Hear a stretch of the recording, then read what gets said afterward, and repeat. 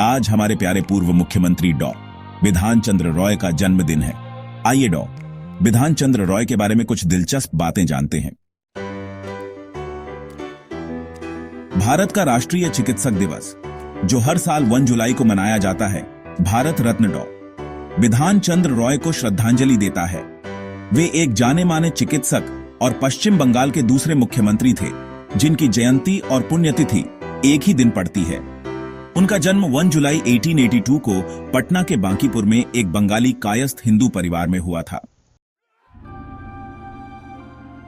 उनके पिता प्रकाश चंद्र रॉय एक एक्साइज इंस्पेक्टर थे, जो महाराजा प्रतापादित्य के वंशज थे। महाराजा प्रतापादित्य जेसोर के विद्रोही हिंदू राजा थे, जो अब बांग्लादेश में जशोर जिला है। मुगलों द्वारा हराए जाने से पहले वे बंगाल के सबसे शक्तिशाली जमींदारों में से एक थे। हालांकि उन्हें अपने पूर्वजों से ज्यादा धन दौलत नहीं मिली। उनकी मां अघोर कामिनी देवी एक सोशल वर्कर थी। वह 5 भाई बहनों में सबसे छोटे थे। बिधान ने पटना कॉलेज से गणित में ऑनर्स के साथ बैचलर ONF आर्ट्स की डिग्री हासिल की। उन्हें Indian institute ONF engineering science and technology के साथ साथ कलकत्ता मेडिकल कॉलेज में भी एडमिशन मिला, लेकिन उन्होंने कलकत्ता मेडिकल कॉलेज चुना। यह 1901 की बात है। कलकत्ता मेडिकल कॉलेज में जीवन, सच कहूं तो, बहुत मुश्किल था। उन्हें अपना खर्च चलाने के लिए पैसे कमाने पड़ते थे, खासकर जब उनके पिता अब नौकरी में नहीं थे। लेकिन उन्होंने अपनी पढ़ाई का खर्च उठाने के लिए स्कॉलरशिप हासिल कर ली। बिधान 1909 में सिर्फ 1200 रुपये लेकर सेंट बार्थोलोम्यू अस्पताल में एडमिशन लेने के लिए ब्रिटेन चले गए। वहां के डीन एक एशियाई छात्र को स्वीकार करने में खैर काफी हिचकिचा रहे थे और उन्होंने बिधान का आवेदन अस्वीकार कर दिया। लेकिन बिधान ने हार नहीं मानी। उन्होंने दोबारा आवेदन किया और बार बार अस्वीकार कर दिए गए। लेकिन आप जानते हैं, जो भी काम आपके हाथों को मिले उसे पूरी ताकत से करें, है ना? और आखिरकार यह उनके 30वें एडमिशन आवेदन पर था कि बिधान को प्रवेश मिला। वह रॉयल कॉलेज ONF फिजिशियन के सदस्य और रॉयल कॉलेज ONF सर्जन के फेलो एक साथ बन गए। MRCP और FRCS, जो उन्होंने सिर्फ लगभग 2.3 साल में हासिल कर लिया। और ईमानदारी से कहूं तो यह एक दुर्लभ उपलब्धि है। वे 1911 में घर लौट आए। उन्होंने प्रांतीय स्वास्थ्य सेवा में काम किया और जरूरत पड़ने पर नर्स के रूप में भी सेवा करते थे। अपने खाली समय में वे निजी प्रैक्टिस करते थे, जिसमें वे मामूली फीस लेते थे। 1942 में द्वितीय विश्व युद्ध के दौरान रंगून जापानी बमबारी का शिकार हुआ और कलकत्ता से लोगों का पलायन शुरू हो गया, क्योंकि उन्हें जापानी आक्रमण का डर था। वाइस चांसलर के रूप में बिधान ने स्कूलों और कॉलेज के छात्रों को अपनी क्लास जारी रखने के लिए एयर रेड शेल्टर दिलवाए और छात्रों, शिक्षकों और कर्मचारियों को राहत प्रदान की।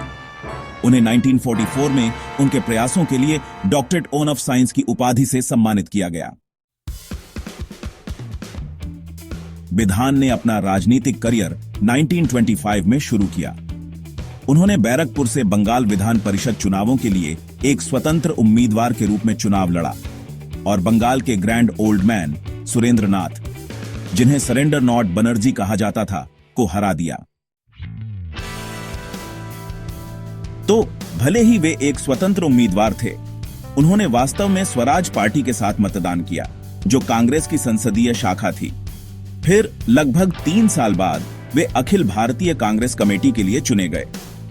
उन्होंने 1929 में बंगाल में सविनय अवज्ञा आंदोलन को काफी कुशलता से संभाला, खासकर जब सुभाष उस दौरान जेल से अंदर बाहर हो रहे थे। अपनी लगन के कारण उन्हें 1930 में कार्य समिति या CWC के सदस्य के रूप में नामांकित किया गया। हालांकि CWC को एक गैरकानूनी सभा घोषित कर दिया गया और डॉ रॉय को दूसरों के साथ अलीपुर सेंट्रल जेल में हिरासत में लिया गया। जब वे गांधी के सविनय अवज्ञा आंदोलन में शामिल हुए, तो वे जल्दी ही उनके दोस्त और व्यक्तिगत चिकित्सक दोनों बन गए। 1933 का एक दिलचस्प पल है, जब गांधी पुणे के पर्णकुटीविन में उपवास कर रहे थे।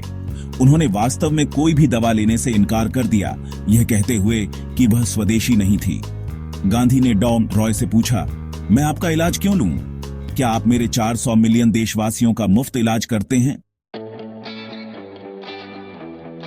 डॉ रॉय ने जवाब दिया, नहीं, मैं सभी मरीजों का मुफ्त इलाज नहीं कर सकता, लेकिन मैं मोहनदास गांधी का इलाज करने नहीं आया था, बल्कि उनका इलाज करने आया था जो मेरे लिए मेरे देश के 400 मिलियन लोगों का प्रतिनिधित्व करते हैं।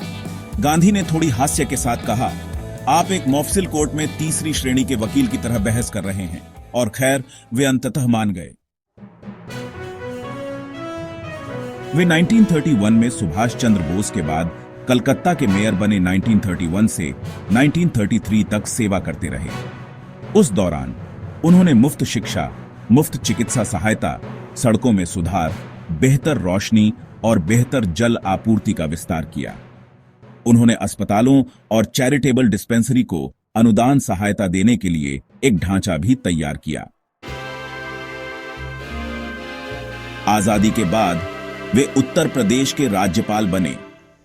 ठीक 1 साल बाद कांग्रेस ने उन्हें बंगाल के मुख्यमंत्री के लिए नामित किया, भले ही वे वास्तव में अपने पेशे को समर्पित होना चाहते थे।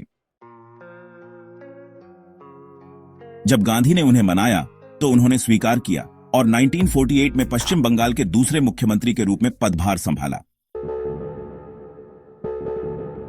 डॉ रॉय ने अपनी प्रैक्टिस जारी रखी और आप जानते हैं, एक महान डॉक्टर की छवि बनाने का भी ध्यान रखा।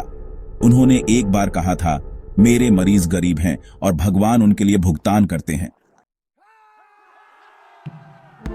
उन्हें 4 फरवरी 1961 को भारत रत्न से सम्मानित किया गया था।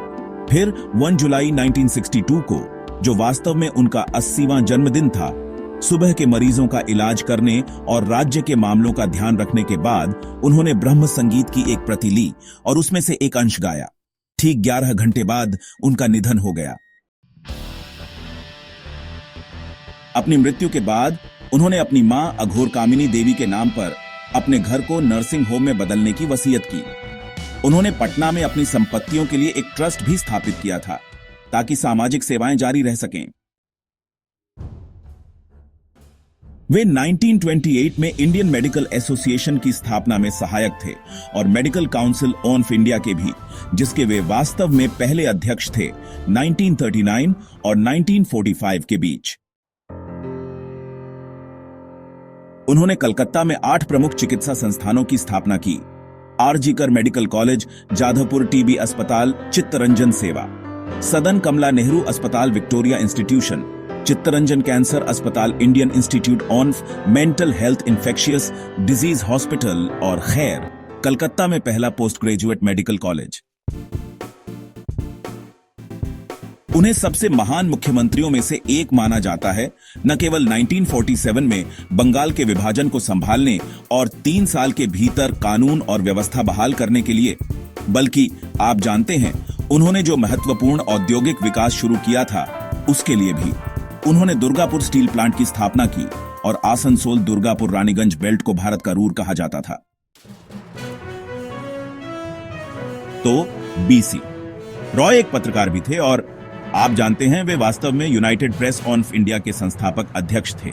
बीसी रॉय राष्ट्रीय पुरस्कार 1962 में स्थापित किया गया था और खैर, यह 1976 से हर साल दिया जा रहा है, जो चिकित्सा, राजनीति, विज्ञान, दर्शन शास्त्र, साहित्य और यहां तक कि कला जैसे क्षेत्रों में उत्कृष्ट योगदान को मान्यता देता है। एक और घटना वास्तव में उनकी महानता को उजागर करती है।